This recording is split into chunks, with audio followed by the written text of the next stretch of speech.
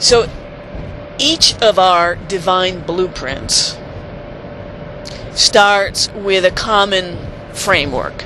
And I like to use the analogy of the snowflake. There are no two snowflakes that are alike. However, every snowflake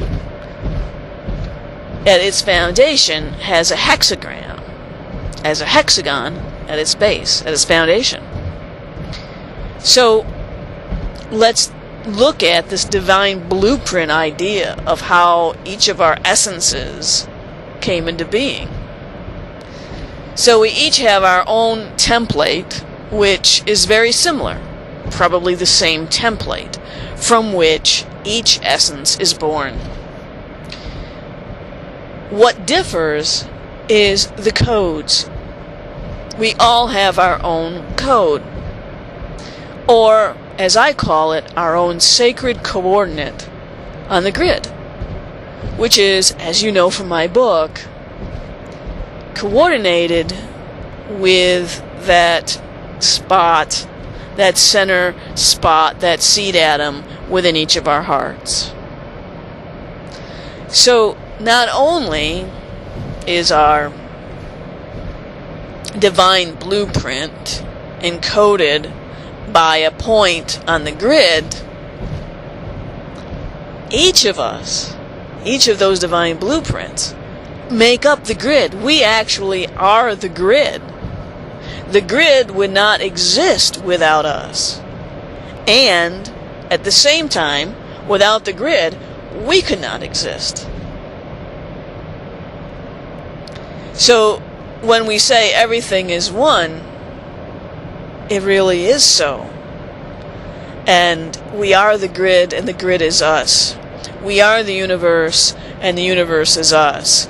So as Nassim says, the universe is constantly creating us as we are constantly creating the universe.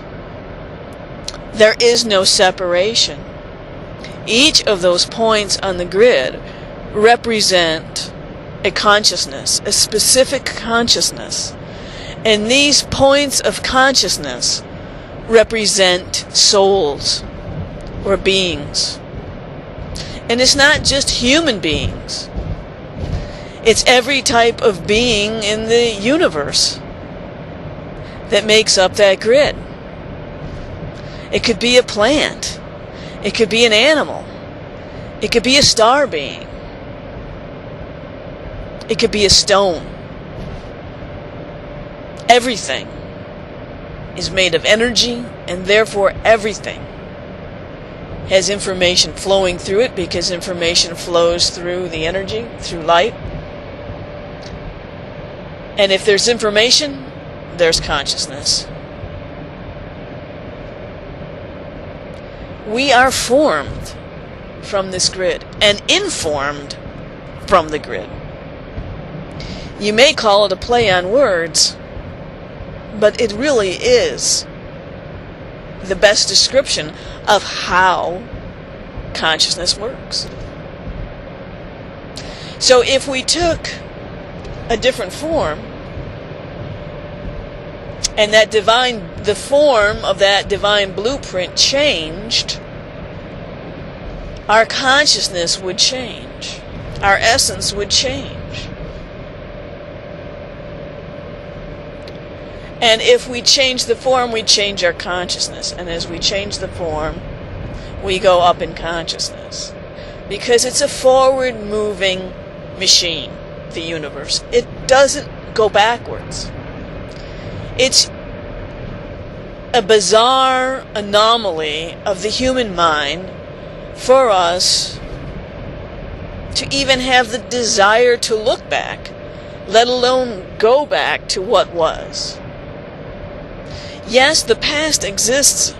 Everything exists in the moment of the present. But the universe doesn't go back. It doesn't go backwards. It only spirals in a forward motion. Things may look similar because as we complete a level of the spiral, and before we break the next plane of existence, And as we start that next spiral, it sure looks very similar to that last cycle of our life. However, it's different. We're different. Everything around us is different. And we're at a different level of the spiral. Nature doesn't go backwards. It moves forwards. There's a native saying of don't look back. So it's this forward motion and this forward progression of consciousness that is truly our saving grace, especially in this monumental time of change. So as we are informed by the sacred geometry form that is around us, that changes. It changes our consciousness. How does this interrelate with our divine blueprint? With our essential template? And are the essential templates changing now? I say yes. Because the best example of this data that we can use to point to prove this are the new children that are coming. And not only the indigos, the rainbows, the crystals, but on and on and on. And I lump them into the new children that come already with bells and whistles totally functioning. In other words, they come into this world with a memory of where they've been and who they are. They come into this world already with all psychic powers fully functional. They come into this world already with their hearts open, with their minds open, with an understanding of the bigger picture.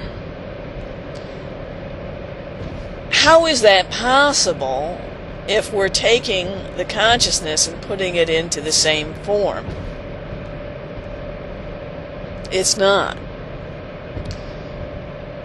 So the beings that are coming back now, they are changing their divine templates before they are embodied. The question remains whether those that are embodied currently can actually change or can actually be changed from the change in their divine blueprint. If that changes, it's sacred geometry. You must change your consciousness. And I propose that it's happening from the inside out. And what do I mean by that? That we embodied now, call it ascension, call it what you will, are going through such a unique time in history, in the history of the universe, certainly in the history of the earth, that we are able to change who we are from the inside out. That through our hearts and through the balance of our minds and hearts together, we are informing our original templates. And as we inform them, of course, with the information, with a change of heart, with our new thoughts, with removal of old belief systems, of limiting behaviors and patterns, we are, from the inside out, reforming our divine blueprints. Because that is the only way the consciousness can change, is through the form. At the same time, I also do believe, an ever so slight percentage that the blueprint itself, the universe, is also changing the blueprint.